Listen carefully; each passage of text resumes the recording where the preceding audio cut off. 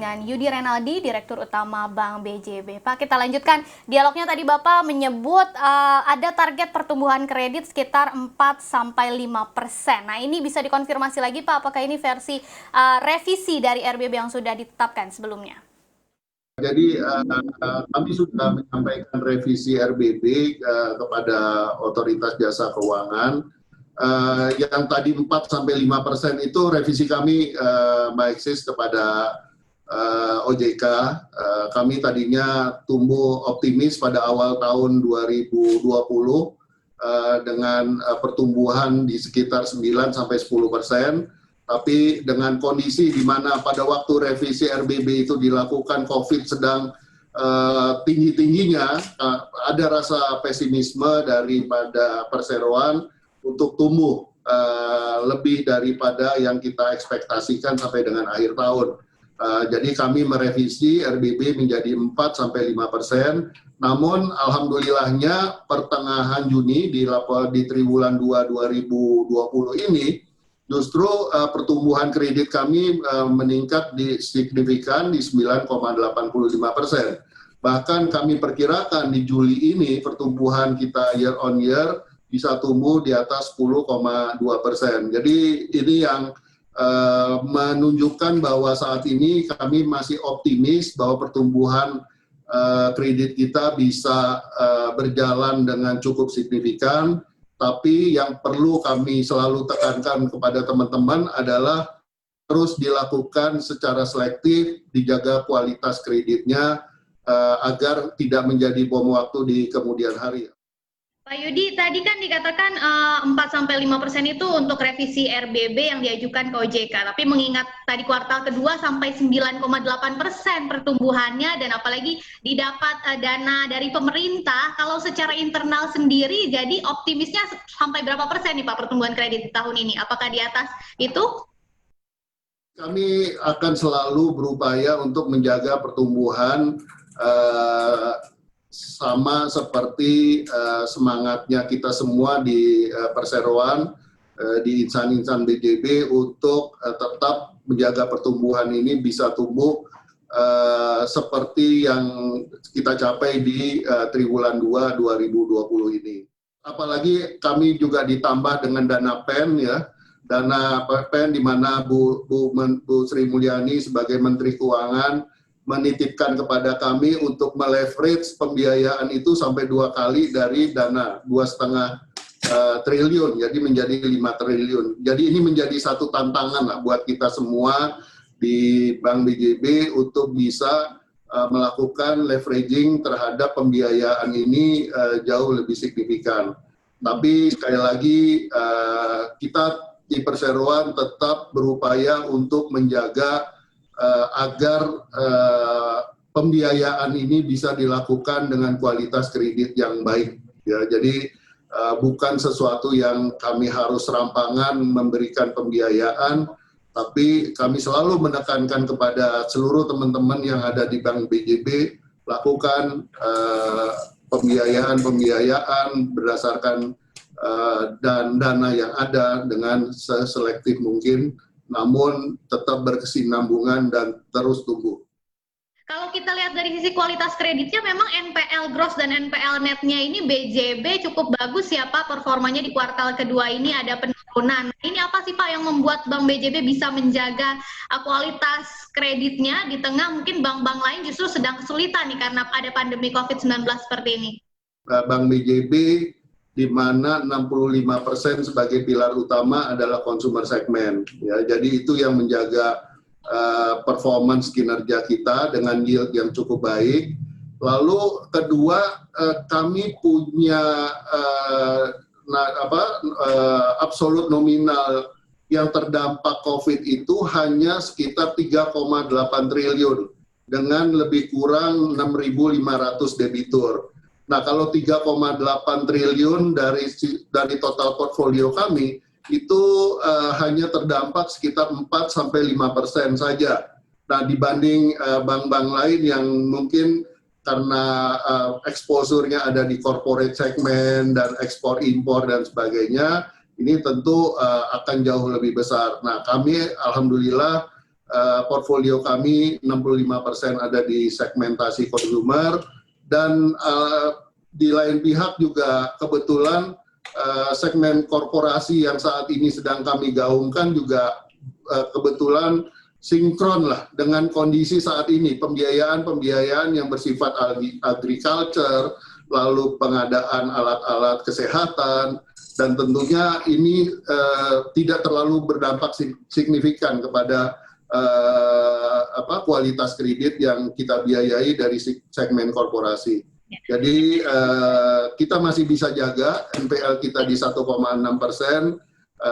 dengan kualitas yang cukup baik. Di lain pihak juga sekali lagi saya juga terima kasih kepada OJK, walaupun kami hanya terdampak sekitar 4-5% dari portfolio kita, namun dengan adanya kebijakan OJK melalui POJK nomor 11 ini juga membantu kami menjaga NPL kita bisa tetap ada di sekitar 1,6% saat pertengahan tahun ini. Kualitas kredit ini, kalau kita bicara pencadangan, provisi di Bank BJB ini bagaimana Pak arahan ke depannya? Kami punya provisi atau CKPN coverage kami masih terjaga baik, Mbak Eksis, di sekitar 130%.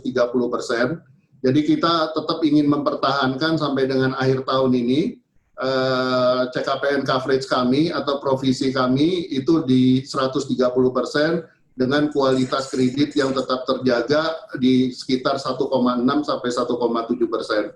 Itu yang kami selalu tekankan kepada teman-teman untuk tetap menjaganya. Dengan adanya POJK 11 juga ini juga sangat membantu kami di dalam menjaga kualitas kredit kita. Ya, itu tadi dari sisi kredit ya Pak. Kalau kita beralih ke sisi dana pihak ketiga atau DPK ini bagaimana Pak? Dengan penempatan dana dari pemerintah tadi, apakah Bank BJB ini masih terus optimis untuk pertumbuhan DPK pada semester kedua 2020? Apalagi kalau kita lihat LDR-nya ini ada di kisaran 94% ya di akhir semester 1 2020. Seperti apa Pak? Di tahun 2020 ini Bank BJB memproyeksikan pertumbuhan dana pihak ketiga itu pada range 9-10% year on year. Ya. Jadi kami punya optimisme bahwa pertama dengan adanya tambahan darah segar baru, ya, dana segar baru dari dana PEN sebesar 2,5 triliun, bahkan beberapa institusi besar juga sudah memberikan komitmennya untuk memberikan dana untuk menyalurkan dana fundingnya kepada kita. Ya, beberapa teman-teman perbankan mungkin saya bisa sebutkan seperti ICBC, BCA, Danamon ini juga sudah memberikan komitmen fundingnya untuk jangka waktu 1 sampai 2 tahun. Tentunya ini akan menjaga likuiditas kita ke depannya tetap eksis di kondisi pertumbuhan 9-10%. Memang sekali lagi Mbak Eksis, kami sebagai BPD di mana 30% daripada portfolio dana kami, funding kami itu adalah dari dana kas daerah, artinya penyimpanan dana oleh Pemda, dan Pemda sangat membutuhkan sekali untuk pembiayaan dalam penanganan COVID. Banyak memang dana yang mengalir di dalam penanganan COVID, namun sekali lagi saya sampaikan alhamdulillahnya bahwa 30% dari portfolio itu benar-benar merupakan bukan secara total portfolio funding kita berasal dari dana Kasda yang sekarang banyak digunakan dalam rangka penanganan COVID. Jadi portfolio funding kami itu 30% kas daerah, 70% dana institusi. Nah, alhamdulillah yang dana institusi yang 70% ini masih tetap mempercayakan pengelolaannya ada di Bank BJB. Ya, tambah lagi tadi beberapa institusi yang sudah memberikan komitmen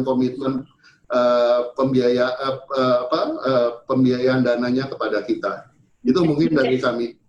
Ya, kalau kita lihat dari sisi laba bersih sendiri Pak, Bank BJB kan per semester pertama kemarin, kuartal kedua itu ada pertumbuhan laba ya Pak, sampai 808 miliar rupiah. Nah kalau untuk sepanjang tahun 2020 di semester kedua ini seberapa optimis pertumbuhan laba Bank BJB Pak? Seberapa besar sampai dengan akhir tahun pertumbuhan laba kita. Namun kami berusaha semaksimal mungkin untuk mencapai pertumbuhan laba yang optimis lah, artinya yang maksimal yang bisa kita capai. Dengan kita punya pertumbuhan laba year on year di 808 miliar pada triwulan 2020 ini, menunjukkan ada rasa optimisme dengan kondisi di mana kami cukup dari sisi likuiditas, hanya tinggal bagaimana kita melihat market ke depannya untuk pembiayaan yang lebih produktif, yang tentunya akan memberikan margin yang cukup baik kepada Bank BJB. Jadi belum ada bayangan Pak bisa tumbuh mungkin sampai berapa persen di akhir 2020 nanti? Sekali lagi secara clue kami ingin sampaikan bahwa dengan 808 miliar di akhir Juni ini, dan kami perkirakan di bulan Juli kita bisa capai secara psikologis angka pencapaian laba di 1 triliun rupiah, rasanya optimisme kalau bicara proporsional, ya kami punya optimisme yang cukup baik lah sampai dengan akhir tahun 2020 ini. Tentu saja ini sangat berkaitan juga dengan upaya pemerintah ya Pak untuk memulihkan ekonomi nasional. Nah kalau dari pandangan Bapak sendiri, bagaimana sih Pak sebetulnya upaya-upaya atau strategi-strategi yang sudah dilakukan oleh pemerintah sejauh ini untuk bisa memulihkan ekonomi kita di tengah pandemi COVID-19? Apakah Bapak mempunyai proyeksi ekonomi kita kalau banyak lembaga-lembaga internasional mengatakan kita, bahkan ada yang menyampaikan kita rawan resesi, kalau Bapak sendiri melihatnya seperti apa pertumbuhan ekonomi kita di kuartal ketiga dan keempat 2020 ini Pak? Itu domainnya dari para analis ya. Kalau dari sisi kami, khususnya di Jawa Barat dan Banten, saya melihat gini Mbak Eksis, demografi Jawa Barat ini merupakan 1/5 dari Indonesia. Ya, jadi kalau bicara jumlah penduduk, hampir 50 juta ada di Jawa Barat. Dan di Banten ada sekitar 7-8 juta jiwa. Dan dari jumlah penduduk tersebut, 80% adalah milenial. Jadi kami juga di dalam strategi penyaluran bisnis kami juga, sekarang kami sudah mulai juga shifting ke e-channel dan digitalisasi dalam rangka menggrab pangsa pasar khususnya yang di remote area dan juga para milenial.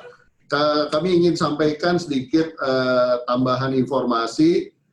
Kalau bicara mengenai fee-based income kita terkait kredit, memang dengan turunnya terus suku bunga yang ada, secara fee-based sebenarnya pendapatan bunga kita juga year on year turunnya cukup signifikan, hampir 30 sampai 40% dari sisi alhamdulillah, walaupun bottom line kita bisa jaga tumbuh secara year on year.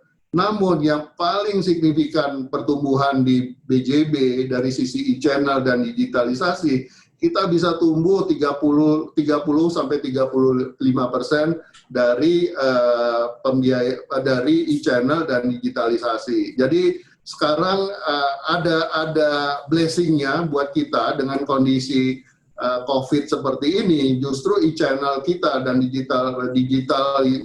digitalisasi perbankan kita lewat ya BJB Digi, DigiCash dan yang sejenisnya, yang produk-produk e-channel kita itu tumbuhnya cukup signifikan. Jadi pangsa dengan pangsa pasar yang cukup baik, dengan pangsa demografi yang begitu melimpah, sumber daya manusia yang ada, ditambah lagi hampir 70%, 80% adalah milenial. Saya rasa ini merupakan berkah sebagai ekosistem yang bisa kita garap untuk terus Bank BJB tumbuh terutama fokus di Jawa Barat dan Banten sebagai pemegang saham utama Bank BJB.